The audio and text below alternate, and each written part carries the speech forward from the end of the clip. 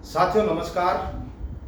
मैं आपका साथी आपका मित्र सुनील बालियान भारतीय एक और खास मुद्दे पर आज बात करने आया हूं। जैसा कि आपने टाइटल देख लिया होगा,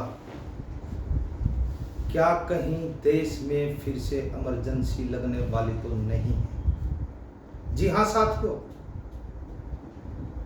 मेरी बात जो है वो 99% ठीक हो सकती है, क्योंकि अगर आपने कल का मोदी जी का मन की बात वाला कार्यक्रम देखा हो, क्योंकि उसके अंदर मोदी जी ने बड़ी शक्ति लगाई है। उन्होंने बताया इमरजेंसी कैसे लगी थी, उन्होंने बताया है कि उनके साथ क्या क्या घटा था और देश के अंदर क्या माहौल था।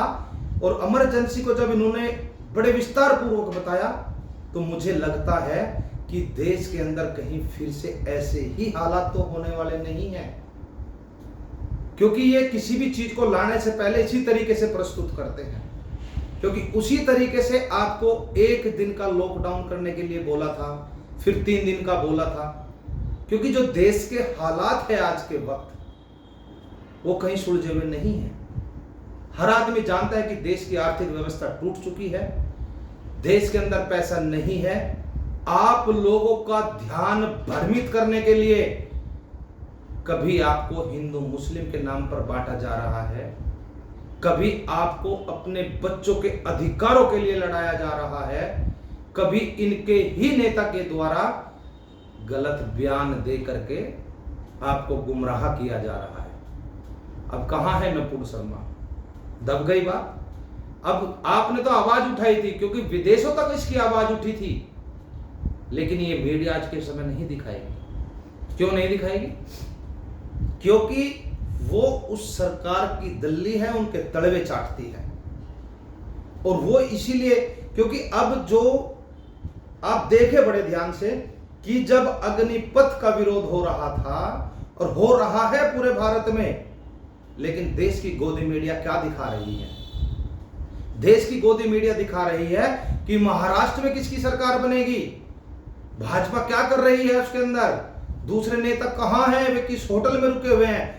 आपको किसी भी न्यूज चैनल पर अग्निपथ के बारे में नहीं बताया जाएगा, क्योंकि इन्होंने हमेशा आपको मुद्दों से भटकाया है। जब भी आपने जो भी एक मांग लेकर के आप चले हैं तो उसने आपको दूसरी चोट पहुंचाई है।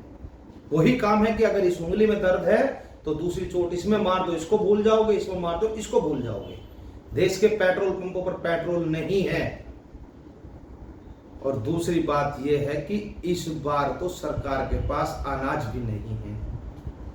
यह सच्चाई है, क्योंकि इन्होंने खुद कहा है अब ये आप लोगों को जो राशन मिल रहा है उसको भी खत्म करने जा रही है सरकार, लेकिन अपने वेतन, अपने भत्ते, कोई चीज समाप्त नहीं करेगी सरकार। तो साथियों, पहले ही अपने आप सुरक्षित हो जाइए और समझ जाइए कि देश के अंदर कुछ बड़ा होने वाला है। केवल इन्हीं बातों से काम नहीं चलेगा।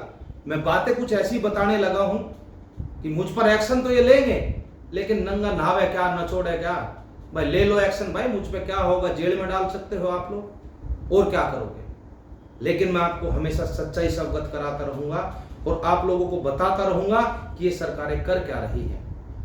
कुछ अंधभक्तों का काम क्या है? सिर्फ गाली लिखना। लिखो भाई, गाली लिखो, क्योंकि आप लोगों को संस्कार वही मिले हैं गाली लिखने के। ठीक है साथियों? और साथियों, वीडियो को ज्यादा से ज्यादा शेयर करें ताकि लोग सतर्क हो सके, क्योंकि अगर आपने सुनी नहीं तो मोदी जी की मन की बात सुन लेना। क्योंकि 1975 में इमरजेंसी लगी थी और 75वां ही हम स्वतंत्रता दिवस मना रहे हैं, आजादी का महोत्सव मना रहे हैं, और उसी के बारे में चर्चा देश का प्रधानमंत्री कर रहे हैं। तो सोचने की बात है। मेरी बात पर ध्यान देना, गौर देना, क्योंकि जितनी भी पीछे पुरानी वीडियो भी पड़ी हुई है उन पे भी अगर ध्यान दोगे बात सत्य हुई है जो मैंने बताई है। आज के लिए साथियों इतना ही। जय हिंद, जय भारत।